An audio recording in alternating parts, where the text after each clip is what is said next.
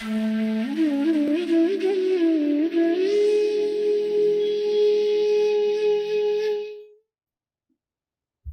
Change की बात तो मैं 10 साल से कर रहा हूं लगातार। ऐसा नहीं है कि अचानक अभी ये मुद्दा हमारे सामने आ गया है।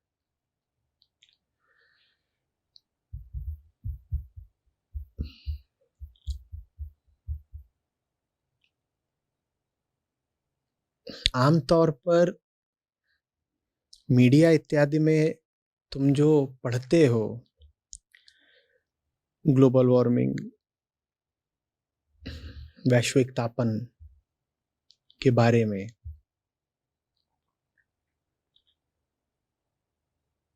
उसमें वैज्ञानिक तथ्य होते हैं, संख्याएं होती हैं, ग्राफ होते हैं।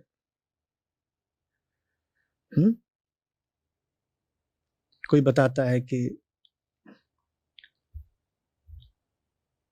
समुद्र का जल स्तर कितने मिलीमीटर या सेंटीमीटर बढ़ चुका है, बढ़ जाएगा।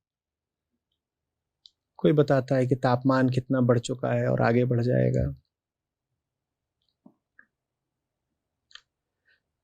तो इस तरह की खबरें पढ़ते होगे, या फिर क्लाइमेट चेंज के इर्द गिर्द जो राजनीति होती है उसकी खबरें पढ़ते होगे। 2009 में कोपेनहेगन में ओबामा ने क्या किया, 2015 में फ्रांस में क्या हुआ।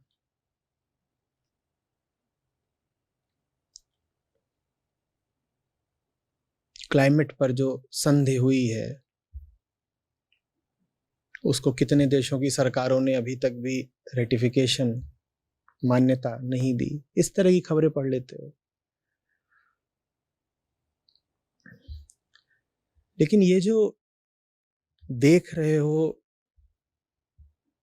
अपने आसपास होते हुए, वो कोई हमसे बाहर की घटना नहीं है। बात भले ही ये की जा रही हो कि आर्कटिक की बर्फ पिघल रही है, समुद्रों का स्तर बढ़ रहा है, इत्यादि इत्यादि, पर जो हो रहा है वो सबसे पहले आदमी के अंदर की घटना है, जो बाहर पृथ्वी पर, जमीन पर दिखाई दे रही है, परिलक्षित हो रही है, एक्सप्रेस हो रही है। समझ रहे? ग्लोबल वार्मिंग को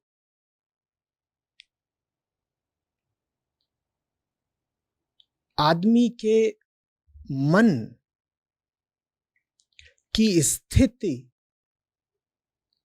के आईने में देखना बहुत जरूरी है।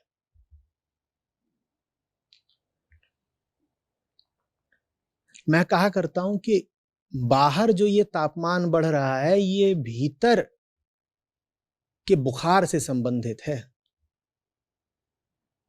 आदमी ज्वर में है, बुखार में है, आंतरिक तरीके से। आदमी के भीतर का बुखार ही पृथ्वी का बुखार बन गया है।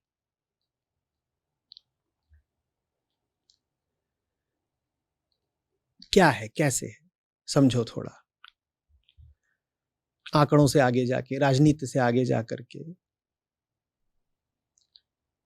वैज्ञानिक तथ्यों से भी थोड़ा आगे जाकर के समझो कि ग्लोबल वार्मिंग चीज क्या है और इसका इंसान से क्या नाता है। ग्रीन हाउस इफेक्ट तो समझते ही हो। Carbon dioxide, methane, nitrous oxide, पानी की भाप, और जो क्लोरोफ्लोरोकार्बन्स होते हैं, उसके अलावा ओजोन, ये सब ग्रीन हाउस गैसें कहलाती हैं। ये क्या करती हैं? ये जो पृथ्वी से रेडिएशन बाहर जाने को होता है उसको पकड़ लेती हैं, उसको ये पकड़ लेती है। तो वो पृथ्वी के वातावरण से बाहर नहीं जा पाता। जब बाहर नहीं जा पाता तो पृथ्वी का वातावरण गर्म हो जाएगा। भाई, पृथ्वी की ऊर्जा का स्रोत क्या है? सूर्य। थोड़ी बहुत ऊर्जा पृथ्वी के भीतर की गर्मी से आती है जब कोई ज्वालामुखी इत्यादि फटता है, नहीं तो अधिकांशतः पृथ्वी की जितनी ऊर्जा है वो कहां से आती है? सूरज से आती है। अब सूरज से जो प्रकाश आता है वो पृथ्वी की सतह से टकरा के वापस लौटता है।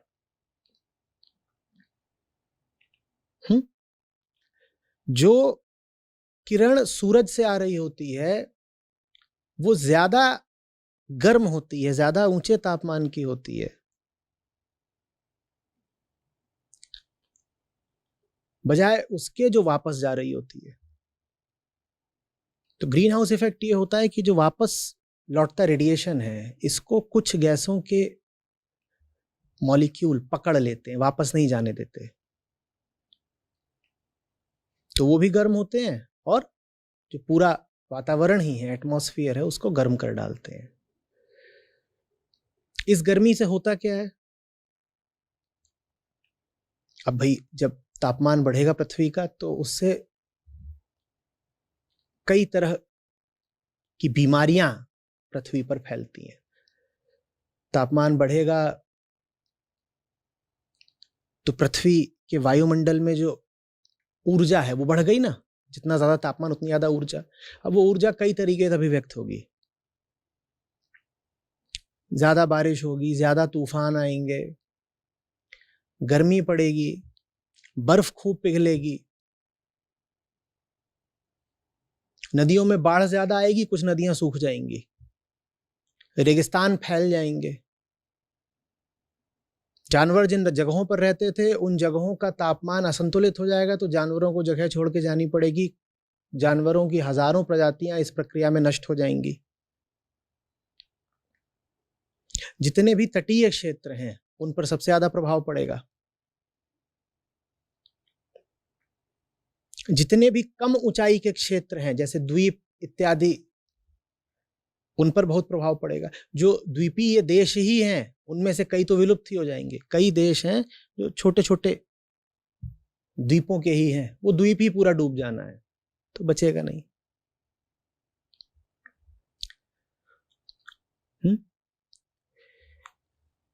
और ये सब जो होगा इसके फीडबैक इफेक्ट होते हैं।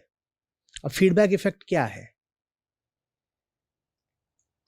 अभी हमने कहा कि ग्रीन हाउस गैस वातावरण में जितनी होगी उतना ज्यादा वातावरण का तापमान बढ़ेगा। और ग्रीन हाउस गैस में से एक होती है वाटर वेपर, पानी की भाप। और गर्म हवा ज्यादा वाटर वेपर को अपने आप में समा सकती है। हवा का तापमान जितना ज्यादा होगा वाटर वेपर को कैरी करने की उसकी क्षमता उतनी बढ़ जाती है। तो वाटर वेपर गर्म हवा में ज्यादा होगी तो ग्रीन हाउस इफेक्ट भी ज्यादा होगा। ग्रीन हाउस इफेक्ट ज्यादा होगा तो हवा और गर्म होगी, हवा और गर्म होगी तो उसमें भाप और ज्यादा होगी, भाप और ज्यादा होगी तो ग्रीन हाउस इफेक्ट। तो अब ये फीडबैक साइकिल कहलाते हैं जिसको आप फिर रोक नहीं सकते। एक बार वो शुरू हो गया तो वो कोई नहीं जानता कहां जाके रुकेगा। इसी तरीके से हम जानते हैं कि सफेद रंग पे रोशनी पड़ती है तो रिफ्लेक्ट हो जाती है, और किसी रंग पे पड़ती है तो सोख ली जाती है। जब सोख ली जाएगी रोशनी तो वो सतह गर्म हो जाएगी। पृथ्वी की सतह का बहुत बड़ा हिस्सा बर्फ से ढका हुआ है। जब तापमान बढ़ेगा तो बर्फ पिघलेगी। जब बर्फ पिघलेगी तो उसके नीचे की जो मिट्टी है वो अनावृत हो जाएगी ना, दिखाई देने लगेगी। भाई पहले मिट्टी के ऊपर बर्फ की सफेद चादर पड़ी हुई थी, तो बर्फ पर जब सूरज की रोशनी पड़ती थी तो बर्फ उसको सोखती नहीं थी। अब अगर तापमान बढ़ा तो बर्फ पिघल गई, नीचे से क्या प्रदर्शित होने लग गई? मिट्टी। अब वो मिट्टी क्या करेगी? सोखेगी, तो मिट्टी गर्म होगी। जब मिट्टी गर्म होगी तो तापमान और बढ़ेगा, तापमान और बढ़ेगा तो बर्फ और पिघलेगी, बर्फ और पिघलेगी तो मिट्टी और ज्यादा उघेड़ दी जाएगी, मिट्टी और ज्यादा उघेड़ दी जाएगी और होगा। ये भी एक फीडबैक साइकिल। तो अभी समस्या सबसे बड़ी ये आ रही है कि लग रहा है कि फीडबैक साइकिल भी सक्रिय हो चुके हैं। कई और भी फीडबैक साइकिल है। फीडबैक साइकिल अगर सक्रिय हो चुके हैं तो अब आप कुछ भी कर लें, इस तापन को रोका नहीं जा सकता। और इसका नतीजा यह भी हो सकता है कि आदमी की प्रजाति ही विलुप्त हो जाए, वो भी अगले कुछ दशकों में ही। हम सदियों की बात नहीं कर रहे कि 200-400 साल, हो सकता है कि 2-4 दशक या 5-7 दशक में ही आदमी सफाचट हो जाए पृथ्वी से। इतना निकट है अंत, संभावित अंत।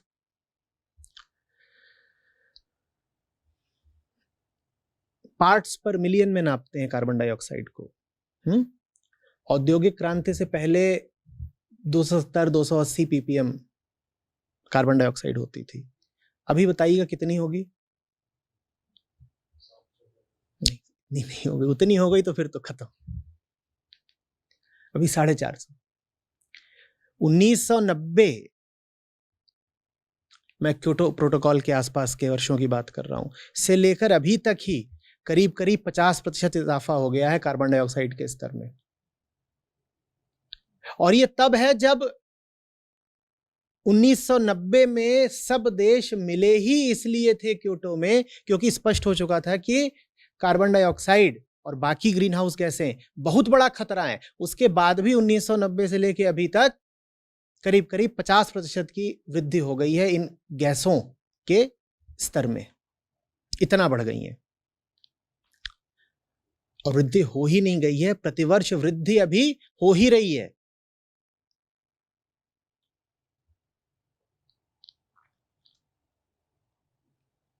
हम कितनी बड़ी समस्या के सामने खड़े हैं उसको जानने के लिए बस इतना समझ लीजिए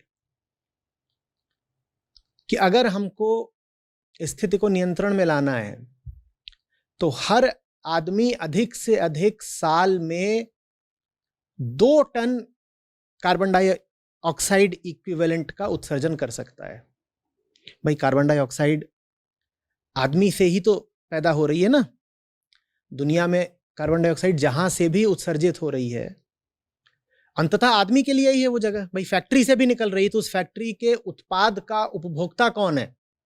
आदमी। तो हम ये थोड़ी कहेंगे कि फैक्ट्री ने वातावरण को गंदा कर दिया। उस फैक्ट्री के माल का जो लोग उपभोग करेंगे उन्होंने गंदा किया ना। फैक्ट्री में चेतना या जान तो है नहीं, फैक्ट्री की अपनी तो कोई मंशा है नहीं। तो दुनिया से जितनी भी कार्बन डाइऑक्साइड उत्सर्जित होती है वो सब किनके लिए हो रही है? इंसानों के लिए हो रही है। तो आंकड़ा ये सामने आया है कि अगर इसको रोकना है तो अधिक से अधिक 2 टन प्रतिवर्ष कार्बन डाइऑक्साइड इक्विवेलेंट का उत्सर्जन एक आदमी कर सकता है।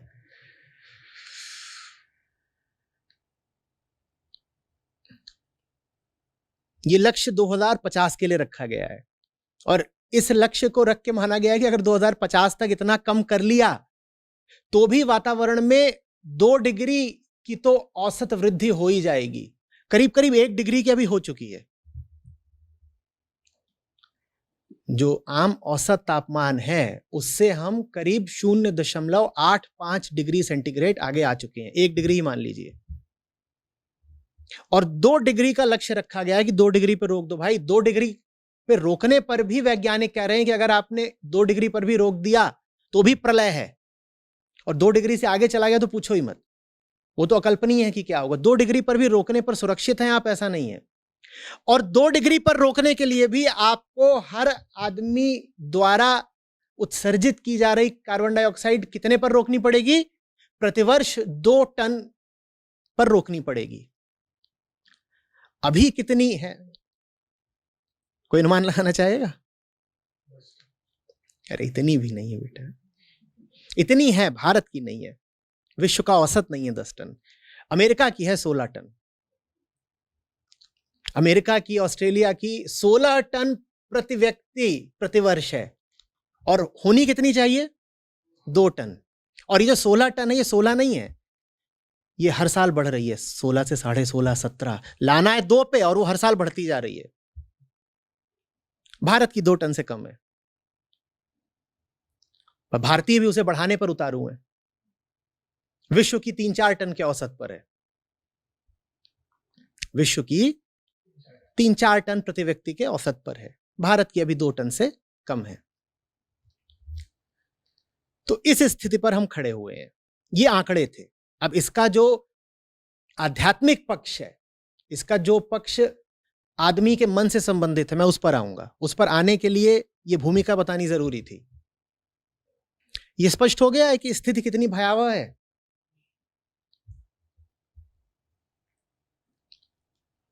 अगर हम 2 टन प्रति व्यक्ति प्रतिवर्ष कार्बन डाइऑक्साइड पर भी आ जाते हैं, तो भी कितना तापमान बढ़ जाएगा? 2 डिग्री। और 2 डिग्री भी बढ़ गया तो कयामत है। अगर हम 2 टन पर आ गए तो भी 2 डिग्री बढ़ेगा, और 2 डिग्री का बढ़ना भी प्रलय जैसी बात है।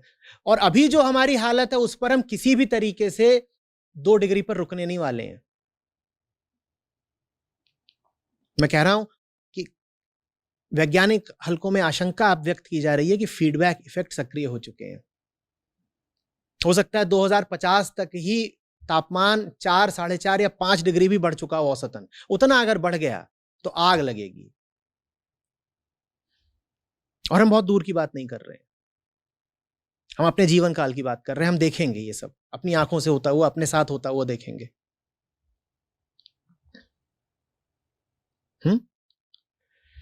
तो अभी तक हमने तथ्य के तल पर 1-2 बातें समझी। पहली बात, कार्बन डाइऑक्साइड, मीथेन इत्यादि गैसें जितनी हैं वातावरण में, ये वातावरण के तापमान को बढ़ाती हैं। वातावरण के तापमान के बढ़ने के कारण धरती पर तरह तरह के अनिष्ट होते हैं।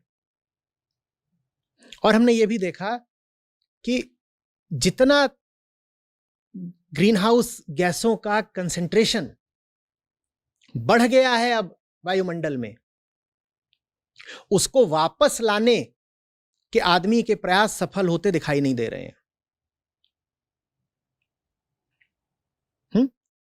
क्योंकि आदमी ने तो 1990 से सभाएं और कॉन्फ्रेंसेस और कन्वेंशंस शुरू कर दी थी, और अभी तक भी करता जा रहा है। नतीजा क्या है? कार्बन का स्तर तो लगातार बढ़ ही रहा है। तो एक बात तो स्पष्ट हो गई है कि यह काम सरकारों के बस का शायद है नहीं। सरकारों के बस का क्यों नहीं, वो भी हम समझेंगे।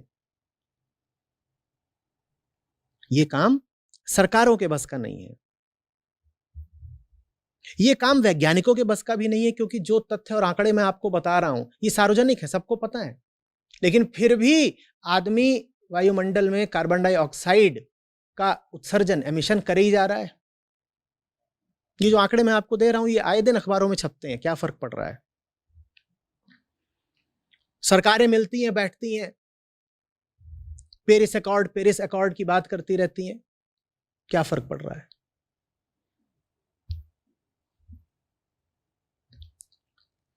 सामाजिक कार्यकर्ता रैलियां निकालते रहते हैं। ग्रेटा थनबर्ग की बात करी, और भी बहुत नाम है। एक और युवती है जिसने कैंपेन चला दिया है, no future no children. Teenagers उसमें शपथ लेते हैं, कहते हैं कि अगर दुनिया का यही हाल रहा तो हम बच्चे ही नहीं पैदा करेंगे, क्योंकि इस दुनिया में बच्चे लाने से लाभ क्या। तो कई अभियान चल रहे हैं, पर उनमें से कोई भी अभियान सफल होता दिखाई नहीं दे रहा है।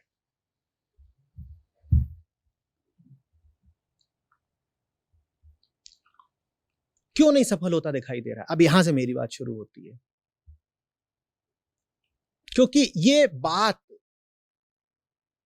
आदमी के मन की है, आदमी के मूल पहचान की है। ये समस्या वास्तव में आध्यात्मिक है, और जब तक आध्यात्मिक तल पर इस समस्या को संबोधित नहीं किया जाएगा, मानव जाति के बचने की कोई संभावना नहीं है। वातावरण में कार्बन डाइऑक्साइड पहुंच कहां से रही है और क्यों रही है? 26% जो कार्बन डाइऑक्साइड वातावरण में पहुंच रही है, उसका संबंध आदमी के खान पान से है। सीधे सीधे मांसाहार से है। 26% कार्बन डाइऑक्साइड के लिए मांसाहार जिम्मेदार है।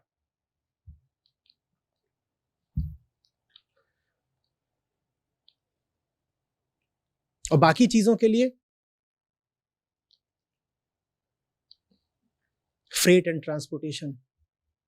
आप जिन भी चीजों का उपयोग करते हैं, वो आपके पास ट्रक से लाई जाती हैं, पानी के जहाज से लाई जाती हैं, हवाई जहाज से लाई जाती हैं। उस सब में क्या होता है? फॉसिल फ्यूल जलाया जाता है ना। फॉसिल फ्यूल जलाया जाता है ना। फॉसिल फ्यूल समझते हो ना क्या होता है? गैस, पेट्रोल, डीजल, ये सब फॉसिल फ्यूल कहलाते हैं। जिसमें हाइड्रोकार्बन्स होते हैं, वो जलते हैं तो कार्बन डाइऑक्साइड निकलती है।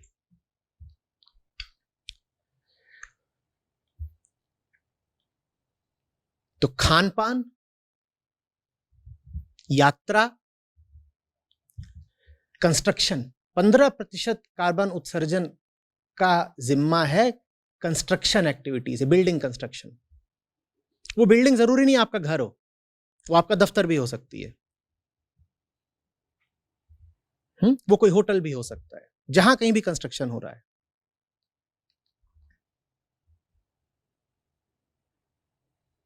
उसके अलावा भांति भांति के जो उत्पाद हम पहनते हैं, उड़ते हैं, उपयोग में लाते हैं, उससे कार्बन उत्सर्जित होता है। मैं ये नहीं कह रहा ये सब हमारे घरों में हो रहा है। भाई हवाई जहाज चल रहा है,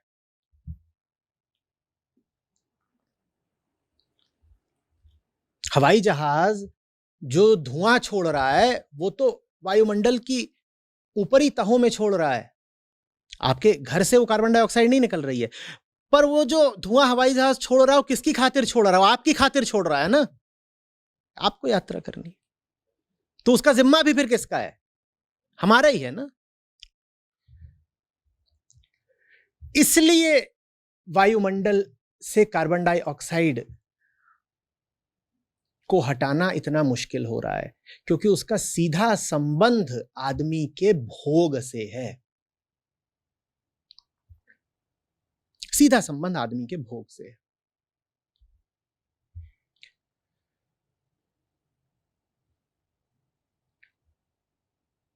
तो जानने वालों ने दो बातें कही हैं।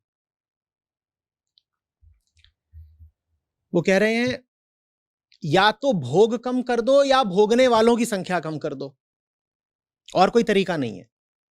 या तो प्रति व्यक्ति जितना कंजम्पशन हो रहा है, उपभोग हो रहा है, या तो वो कम करो, और इतना कम करो कि अमेरिका में 16 टन उत्सर्जन है, उसको 2 टन के स्तर पे ले आ दो। या तो भोग कम कर दो, या फिर भोगने वालों की संख्या कम कर दो, और कोई तरीका नहीं है। और हमसे दोनों ही काम नहीं हो रहे, क्योंकि हमारे लिए तो सुखी जीवन का मतलब ही यही होता है कि हम भोग रहे हैं, और हमारा एक कुनबा है, एक परिवार है, वो भी भोग रहा है। भोगने से काम नहीं चलता ना। हम सिर्फ वस्तुओं को, पदार्थों को नहीं भोगते, स्त्री पुरुष एक दूसरे के शरीर को भी तो भोगते हैं, और उससे पैदा होते हैं बच्चे, और वो जो बच्चा है वो आगे चल के और भोगेगा। अब आपको एक हैरत अंगेज आंकड़ा बताता हूं।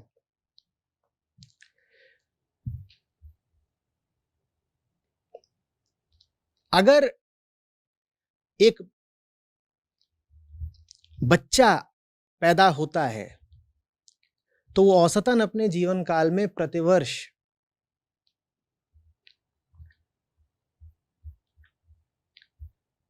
58 टन कार्बन डाइऑक्साइड का उत्सर्जन करेगा।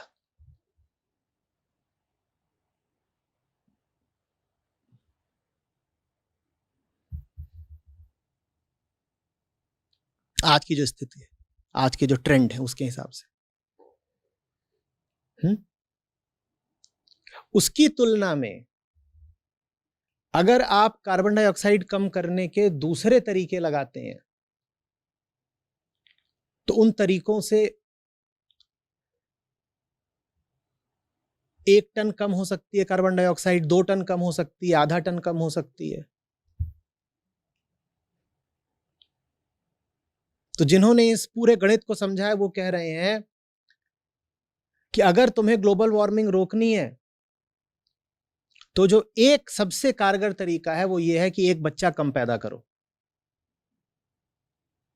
एक बच्चा अगर तुमने कम पैदा किया तो 58 पॉइंट तुम्हारे हैं। उसकी जगह अगर तुम दूसरे तरीके आजमा रहे हो, दूसरे तरीके क्या होते हैं? पेड़ लगा देंगे। अब पेड़ लगाने से यह समझो कि एक पेड़ 40 साल में 1 टन कार्बन डाइऑक्साइड सोखता है। 40 साल में 1 टन। और अगर आपने बच्चा पैदा कर दिया तो 1 साल में 58। अब पेड़ लगाने से क्या क्षतिपूर्ति हो गई? पेड़ लगाने से कोई प्रायश्चित हो गया? इसी तरीके से बात की जाती है कि ये बिजली के जो बल्ब हैं ये कम पावर वाले लगाओ, उससे कुछ नहीं होगा, उससे आप जरा सा बचा पाओगे। जो असली दानव है वो है आबादी।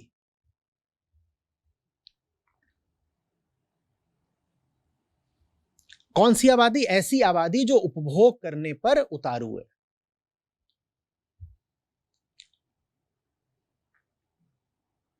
समझ में आ रही है?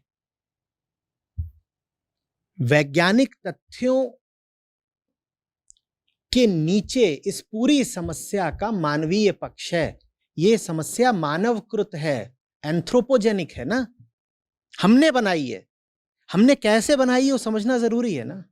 हमने बनाई है कंजम्पशन कर करके और बच्चे पैदा कर करके,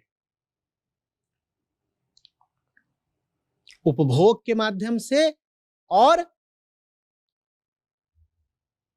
संतानोत्पत्ति के माध्यम से। और चूंकि उपभोग करने वाली संतान ही होगी तो इसीलिए इस समस्या को रोकने का जो सबसे कारगर तरीका है वो है संतानों पर नियंत्रण लगाना। जब संतान ही नहीं होगी तो भोगेगा कौन? और हर पीढ़ी पिछली पीढ़ी से ज्यादा ही उपभोग कर रही है। तो यहां तो हम बात कर रहे हैं कम करने की, अगली जो आएगी वो और ज्यादा करेगी। क्यों? क्योंकि आर्थिक संपन्नता बढ़ रही है, लोगों के पास पैसे आ रहे हैं। जब पैसे आ रहे हैं तो जो आदमी सब्जी खाता था वो मांस खा रहा है। जहां मांस खानी शुरू की तहां समझ लो कि आप कार्बन डाइऑक्साइड बढ़ाने वालों की कतार में शामिल हो गए। ये बात ज्यादातर लोगों को पता नहीं है, लेकिन उपभोग के माध्यमों में, कंज्यूम की जाने वाली चीजों में जो चीज हमारे लिए, पृथ्वी के लिए, वातावरण के लिए, ग्लोबल वार्मिंग के लिए सबसे ज्यादा घातक है वो है मांस का सेवन। मांस का सेवन समझ रहे हैं ना? सबसे ज्यादा घातक क्यों है? क्यों है? क्यों होता है? वो कटते ही नहीं हैं।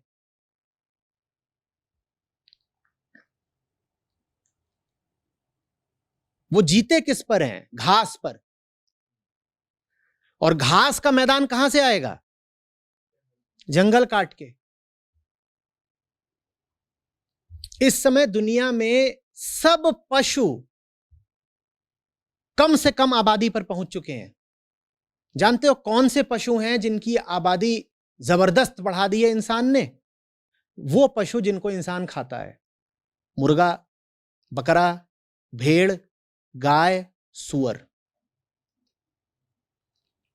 और ये जितने हैं ये सब क्या करते हैं? चरते हैं। इन्हें दाना चाहिए और इनके शरीर से बहुत ज्यादा मीथेन और कार्बन डाइऑक्साइड उत्सर्जित होती है। तो मांस खाने की जो पूरी प्रक्रिया है वो जबरदस्त रूप से कार्बन इंटेंसिव प्रक्रिया है। और पश्चिमी जगत जितना प्रति व्यक्ति मीट, मांस डॉक्टरों द्वारा कहा गया है कि उच्चतम सीमा है, उससे 5 गुना खा रहा है। डॉक्टरों ने कहा है कि खाना हो तो खाओ, इससे ज्यादा खाओगे तो मरोगे। पश्चिम का औसत आदमी उससे 5 गुना ज्यादा मांस खा रहा है।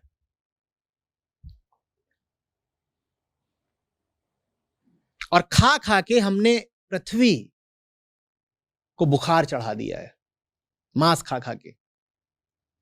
मांस खाने वाले समझ ही नहीं रहे हैं कि वो पूरी मानवता के प्रति कितना जबरदस्त अपराध कर रहे हैं। मांस खाना कोई आपका व्यक्तिगत मसला नहीं है। भाई सिगरेट पीना क्या आपका व्यक्तिगत मसला है? आप एक कमरे में होते हो, आप सिगरेट का धुआं छोड़ना शुरू कर देते हो तो आपको तत्काल क्या कहा जाता है? साहब यहां और लोग भी हैं, आप जो कर रहे हो उसका असर दूसरों पर पड़ रहा है। इसी तरह मांस खाना भी अब किसी का व्यक्तिगत मामला नहीं है। कोई कहे कि भाई मेरी थाली पर कुछ भी रखा है, आपको क्या आपत्ति है? आपकी थाली पर जो रखा हुआ है उससे मेरे ग्रह की बर्बादी हो रही है। तो ये आपकी कोई व्यक्तिगत बात नहीं है कि आप जो कुछ भी खा रहे हो। और मांस में भी जो मांस सबसे ज्यादा जिम्मेदार है कार्बन डाइऑक्साइड बढ़ाने के लिए, वो है भैंस और गाय का मांस, क्योंकि ये जानवर बड़े होते हैं। कोई धार्मिक इत्यादि कारण नहीं, सीधा सीधा वैज्ञानिक कारण।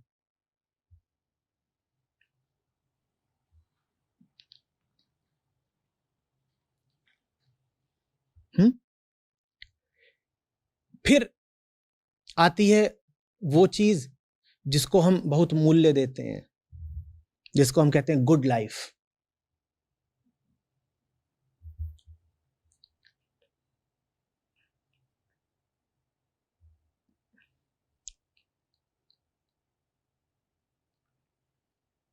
हर चीज उपभोग के लिए उपलब्ध होनी चाहिए।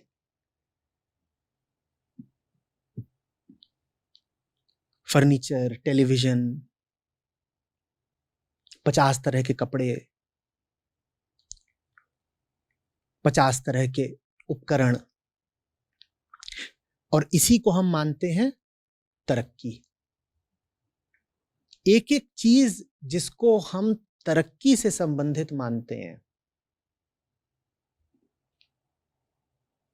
एक एक चीज जिसको हम तरक्की से संबंधित मानते हैं, वो वास्तव में कार्बन का उत्सर्जन करके ही बनती है। यही वजह है कि जिन मुल्कों में सबसे ज्यादा तथाकथित तरक्की है, उन्हीं मुल्कों में सबसे ज्यादा कार्बन का उत्सर्जन हो रहा है। और आगे की मजेदार बात यह कि उन्हीं मुल्कों में सबसे ज्यादा क्लाइमेट डिनायल है। आज भी अगर कोई मुल्क है, कोई देश है जहां क्लाइमेट चेंज को नकारने की कोशिश की जाती है, कहा जाता है नहीं नहीं ऐसा तो हो ही नहीं रहा। अमेरिका के राष्ट्रपति तक अभी मानने को तैयार नहीं है कि क्लाइमेट चेंज जैसी कोई चीज है। और वहां बड़ी बड़ी कंपनियां हैं, शेल, एक्सन मोबिल, अमेरिकी कंपनियां भी हैं, यूरोपियन कंपनियां भी हैं, जो उतारू हैं ये सिद्ध करने पर अभी भी कि क्लाइमेट चेंज उतनी बड़ी समस्या है नहीं जितनी बड़ी लग रही है। अभी कुछ दशकों पहले तक तो वो कह रही थी कि नहीं साहब तापमान बढ़ ही नहीं रहा है। फिर जब पुख्ता प्रमाण आ गए कि तापमान तो बढ़ ही रहा है, तो उन्होंने कहा तापमान बढ़ रहा है लेकिन कार्बन डाइऑक्साइड के कारण नहीं बढ़ रहा है। अब जब ये भी निर्विवाद रूप से सिद्ध हो चुका है कि तापमान बढ़ रहा है और कार्बन डाइऑक्साइड से ही बढ़ रहा है, तो वो कह रही है नहीं बढ़ तो रहा है लेकिन इससे उतने भी घातक परिणाम नहीं होंगे जितने घातक परिणाम बताए जा रहे हैं। जहां जितना ज्यादा उपभोग है वहां उतनी कार्बन डाइऑक्साइड और उतना ज्यादा झूठ है। उतना ही ज्यादा झूठ भी है। प्रति व्यक्ति मांस का जितना उपभोग अमेरिका में है, दुनिया के किसी और बड़े मुल्क में नहीं है। इस मामले में तो वास्तव में यूरोप और अमेरिका की भी तुलना नहीं की जा सकती।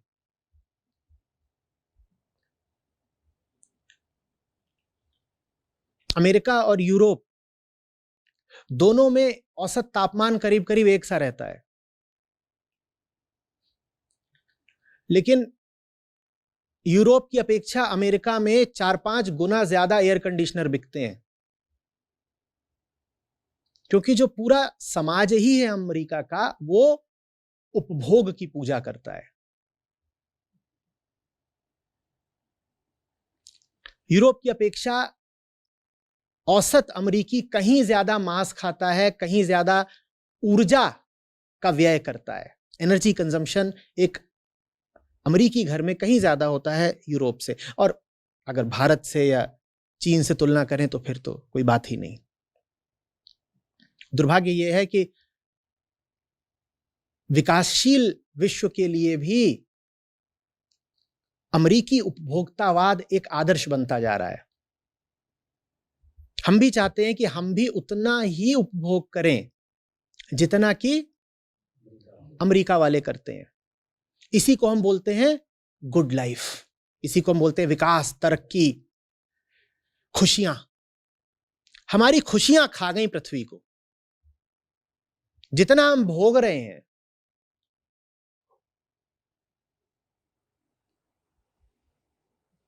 उतना हमें खिला पाने के लिए पृथ्वी के पास है नहीं, तो हम पृथ्वी को ही खा गए। और हम कम पड़ रहे थे तो हमने अपनी तादाद बढ़ा ली ताकि हम बहुत सारे हो जाएं पृथ्वी को खाने के लिए। हम 8 अरब हो गए।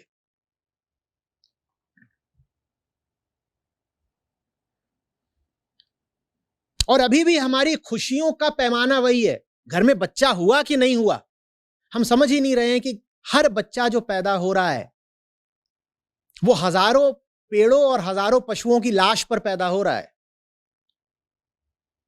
आज के समय में अहिंसा ये नहीं है कि मांस नहीं खाई। आज के समय में अहिंसा ये है कि समझो कि अगर तुम बच्चा पैदा कर रहे हो तो तुम हजारों जानवरों का कत्ल करके बच्चा पैदा कर रहे हो, और तुम कहते हो नहीं साहब हम तो मुर्गा नहीं खाते।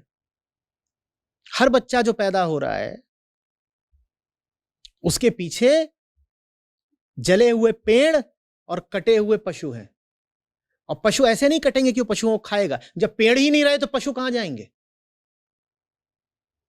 जब पेड़ ही नहीं है तो पशु कहां जाएंगे? आप कहेंगे नहीं साहब हम पेड़ तो काटेंगे नहीं। अच्छा पेड़ नहीं काटोगे, कोई बात नहीं, क्या खाओगे? नहीं हम तो बस रोटी चावल खा लेंगे। और रोटी चावल पैदा कहां होगा बेटा? खेत में। खेत कहां से आएगा? चांद पर खेती करोगे, खेती कहां होगी? जंगल काट के ही तो खेती होगी। तुम्हें बात समझ में ही नहीं आ रही है।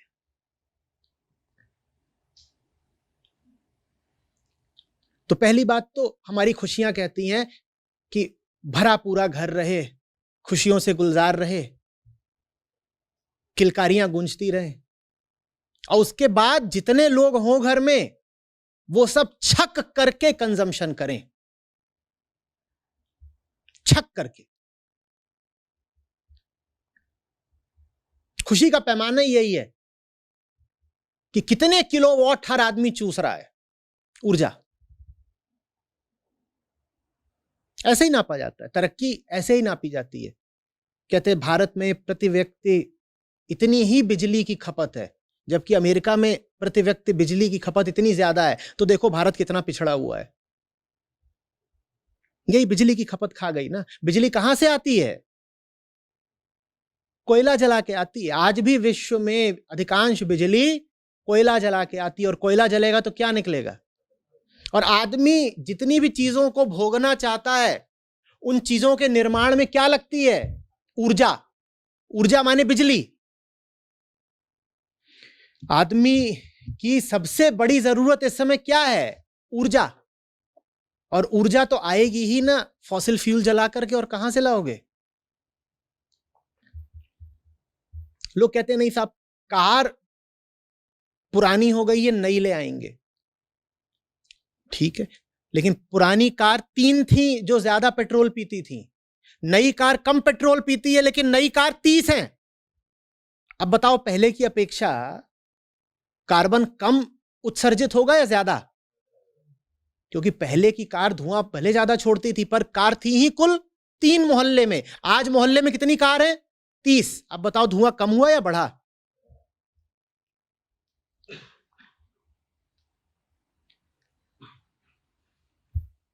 हम समझ ही नहीं पा रहे हैं कि समस्या की भयावहता कितनी गहरी है। तो हम क्लाइमेट चेंज की जब बात आती है तो नन्हे नन्हे उपाय सामने ले आते हैं और ये नन्हे उपाय सामने ला करके हम समस्या का मजाक बना देते हैं।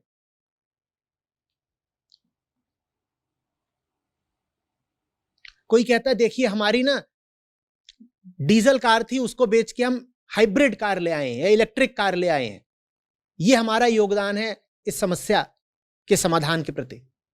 ये बेवकूफी की बात कर रहे हो। इलेक्ट्रिक कार किससे चलेगी? इलेक्ट्रिसिटी कहां से आएगी? कोयला जला के। तुम्हारी इलेक्ट्रिक कार से क्या हो जाएगा भाई? फिर इलेक्ट्रिक कार बनी किस चीज से है? स्टील से। स्टील कहां से आया है? कोयले से आया है। किसको बेवकूफ बना रहे हो कि हम देखिए नई इलेक्ट्रिक कार ले आए हैं, इससे काम बन जाएगा। या फिर स्कूलों में चलता है पेड़ लगाओ पेड़ लगाओ, इससे ग्लोबल वार्मिंग रुकेगी। अरे भाई पेड़ों से नहीं रुक जानी है।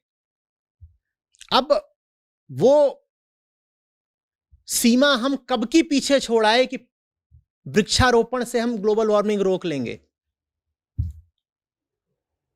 पेड़ बेचारे को तो बड़ा होने में ही 10 साल लग जाएंगे और हमने कहा कि एक पेड़ 40 साल अगर जिएगा तो 1 टन कार्बन डाइऑक्साइड सोख पाएगा बेचारा। अगर 40 साल जीने पाया तो 40 साल जिएगा भी कैसे? हमें तो खेत बनाने हैं, कंक्रीट जंगल बनाने हैं। एक बच्चा 58 टन कार्बन डाइऑक्साइड, एक पेड़ 40 साल में 1 टन। अब बताओ कितने पेड़ लगाओगे? कितने पेड़ लगाओगे? और लोग इस तरह की बात करते हैं, रिसाइकल करो, 3 स्टार एसी की जगह 5 स्टार एसी खरीद लो। ये सब कार्बन को कम करेंगे थोड़ा सा, इसमें कोई संदेह नहीं है। पर ज्यादा बड़ी दिक्कत यह है कि ये सब छोटी छोटी चीजें करके हमें लगेगा हमने प्रायश्चित कर लिया, हमें लगेगा हमारे कर्तव्य की इतिश्री हो गई। हम कहेंगे देखो ना हम जिम्मेदार नागरिक हैं, हम प्लास्टिक का कम इस्तेमाल करते हैं, हमने 4 पेड़ लगा दिए हैं, हम 3 स्टार की जगह 5 स्टार एसी का इस्तेमाल करते हैं, हमने फिलामेंट बल्ब की जगह कौन से कहते हैं ये एलईडी बल्ब लगा दिए हैं।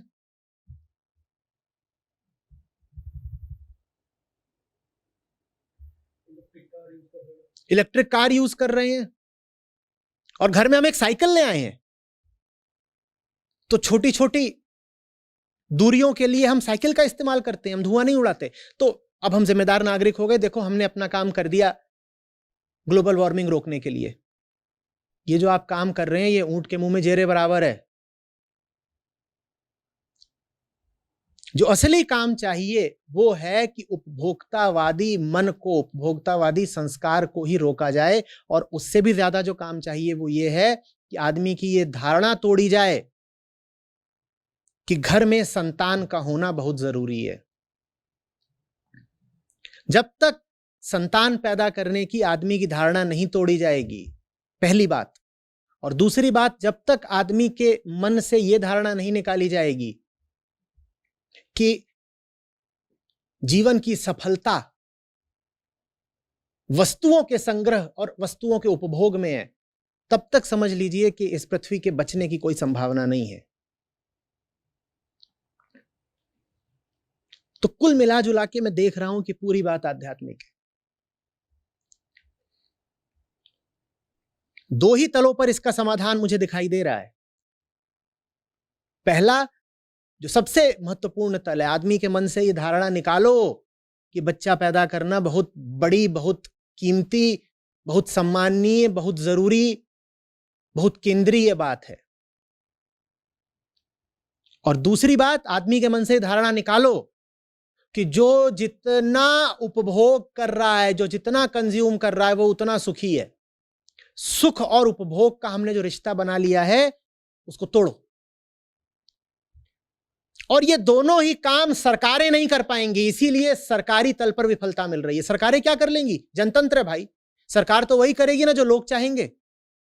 सरकार लोगों को बच्चा पैदा करने से थोड़ी रोक सकती है, इसीलिए उस तल पर सफलता मिलनी मुश्किल है। इसीलिए वैज्ञानिक भी कुछ नहीं कर पा रहे, इसीलिए सामाजिक कार्यकर्ता भी कुछ नहीं कर पा रहे, क्योंकि जो समस्या है वो आदमी की वृत्ति के तल पर है। उसका समाधान सिर्फ आध्यात्म कर सकता है। यह हमारी बड़ी पुरानी पाशविक वृत्ति है कि भोगो और कुनबा बढ़ाओ, भोगो और कुनबा बढ़ाओ। आप कोई भी जानवर देख लीजिए, उसे आप दो ही काम करता पाएंगे, या तो खा रहा होगा या मादा का पीछा कर रहा होगा। खाएगा, मादा का पीछा करेगा, खाएगा, मादा का पीछा करेगा। सड़क का कुत्ता हो चाहे जंगल का खरगोश, दो ही काम करता है ना, खाता है, संभोग करता है, और तो कुछ वो करता नहीं। बीच बीच में सो जाता है, आराम कर लेता है, ताकि थोड़ी ऊर्जा इकट्ठा कर ले खाना ढूंढने के लिए। जंगल में पशु जब तक ये काम कर रहा था कि बच्चे पैदा करो, कंजम्पशन करो, तब तक कोई बात नहीं थी, क्योंकि पशु की इच्छाएं सीमित होती हैं और पशु का सामर्थ्य भी सीमित होता है। वही काम जब आदमी ने करना शुरू कर दिया, अपनी बुद्धि का, अपने बल का सहारा लेकर के, तो विनाश की ये स्थिति हमारे सामने आ गई है। आप समझ रहे हो? ये जो ग्रीन टेक्नोलॉजीज इत्यादि की बात है, ये बिल्कुल बहाना है, इससे कुछ नहीं होगा। जो होगा बहुत थोड़ा होगा। करना हमको इतना है, फुट भर, और ये ग्रीन टेक्नोलॉजी इत्यादि से जो होगा वो होगा मिलीमीटर और सेंटीमीटर भर। जो असली समाधान है वो दूसरा है, और उसकी बहुत कम लोग बात कर रहे हैं। भाई, सारी समस्या इंसान की आबादी और इंसान का उपभोग है, और इन दोनों समस्याओं के केंद्र में आदमी की पाशविक वृत्ति है। उस वृत्ति को कौन हटाएगा? सरकारें हटा देंगी?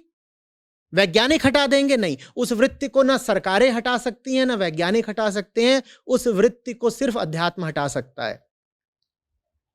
जब तक आदमी को समझाया नहीं जाएगा कि तुम्हारी जो वृत्तिगत अपूर्णता है, उसका समाधान तुम न तो बच्चे पैदा कर पाओगे और न कंजम्पशन करके कर पाओगे, उसका समाधान कुछ और है, तब तक आदमी गलत जगह ही शांति ढूंढता रहेगा ना। भाई, जब आप अपनी अपूर्ण वृत्ति को शांत करना चाहते हो, तभी तो आप कंजम्पशन की ओर भागते हो ना, और कंजम्पशन से शांति मिलती भी नहीं। अब ये बात सरकारें थोड़ी आपको समझा पाएंगी, ये बात सरकारें नहीं समझा सकती, और ना ही ये बात सामाजिक नैतिकता के तल पर आपको समझाई जा सकती है। ये बात तो अध्यात्म और आध्यात्मिक ग्रंथ ही आपको समझा पाएंगे ना, कि आपको जिंदगी में जो चाहिए वो न तो कुनबा बढ़ा के मिलने वाला है, ना आदमी औरत इकट्ठा करके मिलने वाला है, और न ही और ज्यादा कपड़े और ज्यादा गाड़ियां और ज्यादा रुपया पैसा इकट्ठा करके मिलने वाला है। वो कहीं और मिलेगा। और जिस दिन आदमी को वो चीज, सही चीज मिलने लग गई, जिसके लिए उसकी अपूर्ण वृत्ति वास्तव में तड़प रही है, उस दिन वो उपभोग की दिशा में भागेगा ही क्यों? बात समझ रहे हैं? तो कुल मिलाजुला के हुआ यह है कि हमें वो नहीं मिल रहा हमें जिसकी तलाश है। क्यों? क्योंकि हमारा जीवन आध्यात्मिकता से रहित है। स्कूलों में नाम भी नहीं लिया जाता आध्यात्मिक ग्रंथों का। भाई, हम धर्मनिरपेक्ष लोग हैं ना, संतों और ऋषियों की बात ही नहीं की जाती। बात की भी जाती है तो बस ऐतिहासिक संदर्भों में कि फलाने वर्ष में पैदा हुए थे, फलाने वर्ष में मर गए, इत्यादि इत्यादि। बच्चों का वास्तविक अध्यात्म से परिचय ही नहीं कराया जाता। और एक बार वो जीवन में आ गया, समाज में उतर आया, उसके बाद तो तमाम तरीके के सामाजिक दबाव और मीडिया और इधर उधर की बातें और भीतर से वृत्ति का उफान। वो कभी समझ ही नहीं पाता कि वो जी किस लिए रहा है, वो कभी समझ ही नहीं पाता कि भीतर की बेचैनी और तड़प वास्तव में है किस लिए। तो वो भीतर की बेचैनी का क्या इलाज ढूंढता है? उपभोग, कंजम्पशन। उसी कंजम्पशन से क्या पैदा हो जाती है? कार्बन डाइऑक्साइड बाद में पैदा होती है, पहले बच्चे पैदा होते हैं।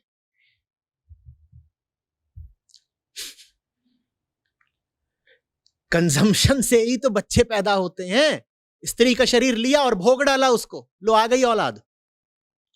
जैसे आप सॉफ्ट ड्रिंक का उपभोग करते हो, जैसे आप जूते का उपभोग करते हो, जैसे आप कपड़ों का उपभोग करते हो, जैसे आप कार का उपभोग करते हो, वैसे ही आप किसी के जिस्म का भी उपभोग कर लेते हो, लो आ गई औलाद। वो उपभोग आदमी कर ही रहा है इसलिए क्योंकि उसको अध्यात्म से कभी परिचित कराया नहीं गया। उसको अगर सही जगह शांति मिल गई होती तो वो गलत जगह शांति क्यों ढूंढने जाता भाई? अब आप करते रहो इंटरनेशनल कॉन्फ्रेंसेस, उनसे आदमी के भीतर की अशांति और अपूर्णता तो दूर नहीं होने वाली ना। जिस दिन तक आदमी भीतर से अधूरा है और बेचैन है, उस दिन तक वो अपनी बेचैनी का यही झूठा इलाज निकालेगा। क्या? पकड़ो और भोगो, पकड़ो और भोगो, पकड़ो और भोगो। और उसी भोगने के फलस्वरूप carbon dioxide, methane, nitrous oxide, ये सब बढ़ते रहेंगे और बहुत दिनों तक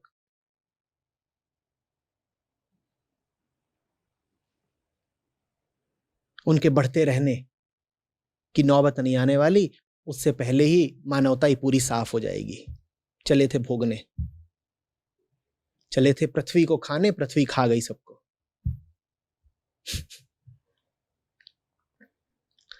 तो बात की शुरुआत में मैंने कहा था कि आदमी का बुखार पृथ्वी को लग गया है, और मैं कह रहा हूं पृथ्वी को जो बुखार आ गया है तो आदमी बचेगा क्या? पृथ्वी को जो बुखार आ गया, आदमी बचेगा क्या? खेल खत्म, पैसा हजम, भोग लो।